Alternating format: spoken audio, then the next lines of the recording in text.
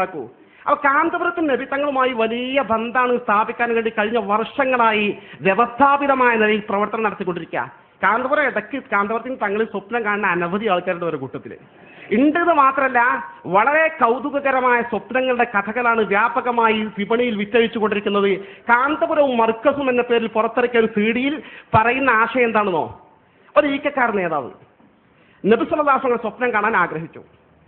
ആൾ സ്വപ്നം കാണാൻ ആഗ്രഹിച്ചിട്ട് കുറേ സ്വലാത്ത് വർദ്ധിപ്പിച്ചു. ലാസ്റ്റ് തങ്ങളെ സ്വപ്നത്തിൽ കണ്ടു എന്നാൽ ആ നീണ്ട ക്യൂ ആണ്, ഒരു വലിയ സൊഫ്. അതിൽ നിന്ന് വരിവരിക്ക് ഇങ്ങനെ പോയി കാണാം. ഒരു റൂമിൽ ഇങ്ങനെ കിടക്കാൻ കാണുക പോരാ. അങ്ങനെ ഇയാളെ ഊഴം വന്നു. ആ റൂമിലെത്തി നോക്കുമ്പോൾ ആ വിടർന്ന പുഞ്ചിരിയുമായി കാന്തപുരം അവിടെ നിൽക്കുന്നത് നബി സല്ലല്ലാഹു അലൈഹി വസല്ലം തങ്ങളല്ല. സുബ്ഹാനല്ലാഹ്, ഞാൻ റസൂലുള്ളാഹിനെ കാണാനല്ലേ സ്വപ്നം കണ്ടത്, ഞാൻ സ്വലാത്ത് ചെയ്യല്ലത്, ഇതെന്താ അത്ഭുതം. കാന്തപുരം പറഞ്ഞു, വിഷമിക്കണ്ട, റസൂറോ തൊട്ടപ്പുറത്ത് റൂമിലുണ്ട്, പക്ഷെ കാണണമെങ്കിൽ ടിക്കറ്റ് മുറിച്ചു കൊടുക്കുന്ന ആള് ഞാനാണ്. ഇതാ ടിക്കറ്റ് അന്ന് തന്നു, അപ്പുറം പോയി കണ്ടു. ഒരു കഥ നിങ്ങൾ തകരാറൊന്നുമില്ല, ഒക്കെ അങ്ങനെ പരസ്യമായിട്ടുള്ളതല്ലേ. അയാൾ പറയാം, ഞാൻ ഉസ്താദിന്റെ എതിരിലാണ്, പക്ഷെ ഞാൻ അല്ലാഹുവിന്റെ റസൂലിനെ കാണാൻ വളരെയധികം പരിശ്രമിച്ചവൻ. അതിനുള്ള ഏക വഴി സ്വലാത്ത് തന്നെയാണ്. സ്വലാത്ത് ചൊല്ലി അവസാനം അടുത്ത് ഞാനൊരു സ്വപ്നം കണ്ടു. എന്താ? നബി സല്ലല്ലാഹു അലൈഹി വസല്ലം തങ്ങളെ കാണാൻ വേണ്ടി ഒരു വലിയ സഫ്, ഒരു വലിയ ക്യൂ ഞാൻ കണ്ടു. ഞാൻ അതിൽ ചെന്ന് നിന്നു. നട്ടുച്ച ടൈം, വേറെ ഒഴുകുന്നു. ഏതായാലും കാര്യങ്ങളായില്ലേ, നബിയെ കാണാൻ ആഗ്രഹിക്കുന്നു. ഇനി ഇതിൽ നിന്ന് പിന്തിരിയുന്ന പ്രശ്നമില്ല എന്ന് മനസ്സിലാക്കി ആ വലിയ ആ ക്യൂവിന്റെ പിന്നിൽ ഞാനും കൂടി അങ്ങേ നടന്ന് ഒരു റൂമിലാണ് റസൂലുള്ളത് എന്നാണ് കേൾക്കുന്നത്. അതിലേക്കങ്ങ് കാലെടുത്ത് വെക്കുമ്പോൾ അവിടെ നബിയല്ല ഉള്ളത്, കാന്തപുര ഉസ്താദാണുള്ളത്, എ.പി. ഉസ്താദാണുള്ളത്. സുബ്ഹാനല്ലാഹ്, എന്താ പരിപാടി? എ.പി. ഉസ്താദ് ടിക്കറ്റ് കൊടുക്കുന്നു. എന്തിന്? അപ്പുറത്തെ റൂമിൽ റസൂലുള്ള ഇരിക്കുന്നുണ്ട്. ആ നബിയെ കാണാൻ എ.പി. ഉസ്താദ് ടിക്കറ്റ് കൊടുക്കുന്നു. ആ ടിക്കറ്റ് വാങ്ങി ഞാൻ അടുത്ത റൂമിൽ കയറിയപ്പോൾ അവിടെ റസൂലുള്ളാഹി ഇരിക്കുന്നു. ഞാൻ മനസ്സിലാക്കി, അല്ലാഹുവിന്റെ റസൂലിലേക്കെത്താൻ ഇക്കാലത്ത് പറ്റിയവരുണ്ടെങ്കിൽ ഞാൻ തുടരുന്ന വിഭാഗമല്ല, മറിച്ച് കാന്തപുരം മാത്രമാണ്. ഞാൻ അതോടുകൂടെ ഈ ഗ്രൂപ്പ് വിട്ട സ്വപ്നം കണ്ട ഈക്കക്കാരൻ നേതാവ് ആരാണ് എന്ന് പല തവണ പ്രസംഗത്തിൽ ചോദിച്ചു, മറുപടിയില്ല. ആരാണ് നേതാവ്? സ്വപ്നത്തിലൂടെ അറിയിക്കാൻ വേണ്ടി ആമുഖം തയ്യാറാക്കുന്ന ഭാഗമായി കാന്തപുരത്തിന് തങ്ങൾക്ക് വലിയ സ്ഥാനമുണ്ട് എന്ന് വരുത്തി തീർക്കാൻ സത്യത്തിൽ ഒരു പക്ഷേ യുദ്ധത്തിലേക്ക് പോലും പോകാൻ ഇടയാക്കുമോ എന്ന് സംശയിപ്പിക്കാവുന്ന തരത്തിലുള്ള കള്ളക്കഥകളാണ് പ്രചരിപ്പിച്ചുകൊണ്ടിരിക്കുന്നത്. മറ്റൊരു കഥ പ്രചരിപ്പിക്കുന്നത്, കാന്തപുരത്തിന്റെ ഒരു അടുത്ത മഹാനായ ഒരാൾക്ക് ചെറിയൊരു അകൽച്ച, ഇവരോട് അടുത്ത അകൽച്ച തോന്നുന്ന ഒരുപാട് ആളുകളുണ്ട്. ചെറിയൊരു അകൽച്ച തോന്നിയപ്പോ അദ്ദേഹം ഒരു വിട്ടുന്നു, ചെറിയ നിന്നുകൊണ്ട് പറയുന്നത്.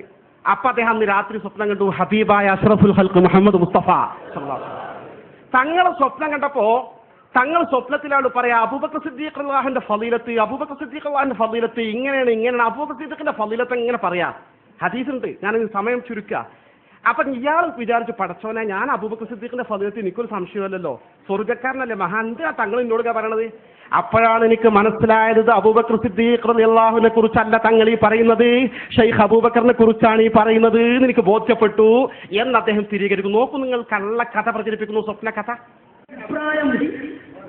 ഉസ്താദിന്റെ അഭിപ്രായത്തിന് എതിരിൽ ചെറിയ അഭിപ്രായമുള്ള ഒരു വലിയ പണ്ഡിതൻ, ഒരു വലിയ മനുഷ്യൻ, ആ മനുഷ്യൻ എന്നോട് പറഞ്ഞു, ഉസ്താദിനോടൊന്നും എതിർപ്പല്ല, ചെറിയ അകൽച്ച വന്നു പോയ ഒരാൾ, അയാൾ ഉസ്താദിന്റെ ഒരു ചെറിയ ശിഷ്യനാണ്. അയാൾ എന്നോട് പറയാണ്, ഞാൻ അല്ലാഹുവിന്റെ റസൂലിനെ സ്വപ്നത്തിൽ കണ്ടു. സ്വപ്നത്തിൽ കണ്ടപ്പോൾ റസൂലുള്ളാഹി തങ്ങൾ എന്നോട് ഒരു ഹദീസ് ഓതി. ഏതാണ് ഹദീസ്? മാ ഫളല അബൂബക്കർ അലൈക്കും ബിതസ്ബീഹി സ്വലാത്തും വലാ സിയാം വലാകിൻ ബിഅംദിൻ വഖറ ഫീ ഖൽബിഹി ഔ ഉഖ്തിറ ഫീ ഖൽബിഹി. അല്ലാഹുവിന്റെ റസൂൽ പറയുന്നു, അബൂബക്കർ സിദ്ദീഖ് റളിയല്ലാഹുവിനെ പറ്റി പറഞ്ഞ വാക്കാണ്. പക്ഷേ ആ വാക്ക് ഈ പണ്ഡിതനോട് ഒരിക്കലും തന്നെ ഉദ്ധരിക്കേണ്ട ആവശ്യമില്ല. അല്ലാഹുവിന്റെ റസൂലിന്റെ വാക്ക്, വിശുദ്ധ ഖുർആനിന്റെ വാക്കൊക്കെ ജാമിയാണ്, എല്ലാ വിഷയവും ഉൾക്കൊള്ളുന്നതാണ്. അദ്ദേഹം പറയാണ്, എന്നോട് റസൂൽ ഓതി തന്ന ഹദീസ് ഇതാണ്, അബൂബക്കർ നിങ്ങളേക്കാൾ ഉയർന്നത് കുറെ നിസ്കാരം കൊണ്ട് നോമ്പ് കൊണ്ടുമല്ല, തന്റെ ഹൃദയം അല്ലാഹു പ്രത്യേകമായി മാനിച്ച ഹൃദയമാണ്, അല്ലാഹു ഹൃദയത്തിലേക്കാണ് നോക്കുന്നത് എന്ന ഹദീസ് റസൂലുള്ളാഹി എന്നോട് പറഞ്ഞു. ഉസ്താദിനോടിന്റെ അഭിപ്രായത്തോട് ഒരു ചെറിയ അകൽച്ച സൃഷ്ടിച്ച ഒരു പണ്ഡിതനോട് റസൂൽ ഓതി കൊടുക്കുന്ന ഹദീസിന്റെ അർത്ഥം പറയുന്ന സഹോദരന്മാരെ, സിദ്ദീഖ് റളിയല്ലാഹു അൻഹുവിനെ പറ്റിയല്ല പറയുന്നത്. റസൂലുള്ളാഹിന്റെ കാലത്ത് സിദ്ദീഖ് തങ്ങളെ പറ്റി പറഞ്ഞ ഹദീസാണെങ്കിലും ഇന്നുള്ള ആ പണ്ഡിതനോട് ഈ ഹദീസ് മാത്രം റസൂൽ ഓതി കൊടുത്താൽ അബൂബക്കർ എന്ന് പറഞ്ഞാൽ എന്ന് പറയുന്ന അബൂബക്കർ ഉണ്ടല്ലോ, അത് നിങ്ങളെക്കാളൊക്കെ വളർന്നത് ഹൃദയത്തിന്റെ ശുദ്ധി കൊണ്ടും ഹൃദയത്തിന്റെ വളർച്ച കൊണ്ടുമാണ്. അവരോട് നിങ്ങൾ എതിരിൽ നിൽക്കരുത് എന്നാണ് പറയുന്നത്. ഇപ്പോ ഒന്നാമത്തെ ഖലീഫ മഹാനായ അമീറുൽ മുഅ്മിനീൻ അബൂബക്കർ സിദ്ദീഖ് റളിയല്ലാഹുവിനെ കുറിച്ച് ഹബീബായ മുത്ത് മുഹമ്മദ് മുസ്തഫ സ്വല്ലല്ലാഹു അലൈഹി വസല്ലം തങ്ങൾ പറഞ്ഞ വിശുദ്ധമായ ഹദീസ് സിദ്ദീഖുൽ അക്ബറിനെ കുറിച്ചല്ല ഇപ്പൊ തങ്ങൾ പറയുന്നത്. ഇത്രമാത്രം വാസ്തവിരുദ്ധമായ കാര്യങ്ങൾ പ്രചരിപ്പിക്കുന്ന സാക്ഷാൽ കാന്തപുരത്തെ കുറിച്ചാണ് പറയുന്നത് എന്നത് എത്രമാത്രം അപകടകരമായ വാദമാണ്. കള്ള കഥ പ്രചരിപ്പിക്കുന്നത് മാത്രമല്ല, നോക്ക് നിങ്ങൾ ചുമന്നും നിൽക്കൂല, അത് പറഞ്ഞാൽ തീരൂല. കാന്തപുരത്തെ മഹത്വവൽക്കരിച്ചുകൊണ്ട് അദ്ദേഹത്തെ ഒരു പുതിയ അവതാര പുരുഷനായി അവതരിപ്പിക്കുന്നതിന്റെ ഭാഗമായി തങ്ങളുമായി ആത്മീയമായ ബന്ധമെന്ന് സ്ഥാപിക്കാൻ വേണ്ടി ഈ തരത്തിലുള്ള നിരവധി കള്ള സ്വപ്ന കഥകൾ മെനഞ്ഞെടുത്തുകൊണ്ട് പാവപ്പെട്ട വിശ്വാസികൾക്കിടയിൽ വ്യാപകമായി നല്ല ആകർഷകമായ വാഴന്റെ ശൈലിയിൽ പ്രചരിപ്പിച്ചുകൊണ്ട് CD ഇറക്കി വിതരണം ചെയ്തുകൊണ്ടിരിക്കുകയാണ്. ഇപ്പൊ പുതിയത് മൂന്നാമത്തൊന്നും എന്താ പറയുന്നോ, കുറച്ചുകൂടി കട്ടിയ, അത് കുണ്ടൂർ ഉസ്താദ് കണ്ട സ്വപ്നമാണ്. അത് കുണ്ടൂർ ഉസ്താദ് കണ്ട സ്വപ്നം എന്ന് പറഞ്ഞാൽ വളരെ ഗൗരവകരമായ പ്രശ്നമാണ്. കുണ്ടൂർ ഉസ്താദ് റസൂലുള്ളാഹി സ്വല്ലല്ലാഹു അലൈഹി വസല്ലം സിയാറത്തിന് പോയി. അത് ഭയങ്കര തിരക്കി, എപ്പോഴും തിരക്കാണല്ലോ അവിടെ. ആ മൂപ്പർ പറഞ്ഞു, തങ്ങളെ എനിക്ക് നീ തിരക്കിയിട്ട് ഇങ്ങോട്ട് സിയാറത്തിന് വരാൻ കഴിയില്ല, ഞാൻ ഈ വരില്ല, ഒന്നും വിചാരിക്കരുത് എന്ന് പറഞ്ഞ് ഞാൻ പോക്ക് നിർത്തി. പിന്നെ ഒരിക്കണ്ട് നബി തങ്ങൾ വിളിക്കണ്. നിങ്ങൾ വിചാരിക്കും സ്വപ്നത്തിൽ അത് യഖ്ലത്തൻ, ആൾ പറയുന്നത് യഖ്ലത്തൻ മനാമിൽ ഉറക്കത്തിലല്ല, ഉണർച്ചയിൽ തങ്ങളിലെ സ്വപ്നത്തിൽ വിളിക്കുന്നുണ്ട്, വരും വരും വരും എന്ന് പറഞ്ഞു. തങ്ങളെ ഞാൻ പറഞ്ഞാൽ ഞാൻ ഇനി അങ്ങോട്ട് വരില്ല, എനിക്ക് നമ്മൾ അഹദ് ഇങ്ങനല്ലേ ഉടമ്പടി, ഞാൻ ഇങ്ങോട്ട് വരുന്നില്ല, അവിടെ തിരക്കാണ്. അല്ല, നിങ്ങൾ വന്നോളൂ, നിങ്ങൾക്ക് വേണ്ടപ്പെട്ട ഒരാളുണ്ട് ഇവിടെ, തങ്ങളെക്കാളും വേണ്ടപ്പെട്ട ഒരാൾ മൂപ്പർക്ക് അവിടെ ഉണ്ട്. അപ്പോൾ കുണ്ടൂർ ഉസ്താദ് പോയി നോക്കി, ഫഹുനാക അബൂബക്കർ, അപ്പോൾ അവിടെ ഷെയ്ഖ് അബൂബക്കർ ഇരിക്കുകയാണ്.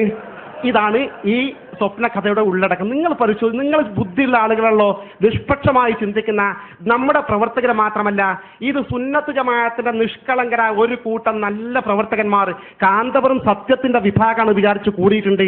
അത്ര നിഷ്പക്ഷമതികളായ ആളുകൾ മനസ്സാക്ഷിയോട് ചോദിക്കുന്നത് സത്യമാണ്. കുണ്ടൂർ ഉസ്താദ് ഒരു ആശിഖായിരുന്നു.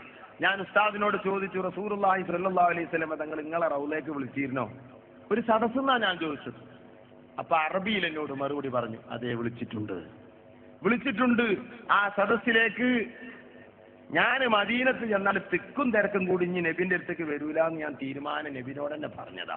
അവിടെ പോയാൽ തിക്കില്ലാതെ അവിടെ കയറാൻ കഴിയില്ല, റൗദയിലൊന്നും. അപ്പൊ അങ്ങനെ പറഞ്ഞതാ.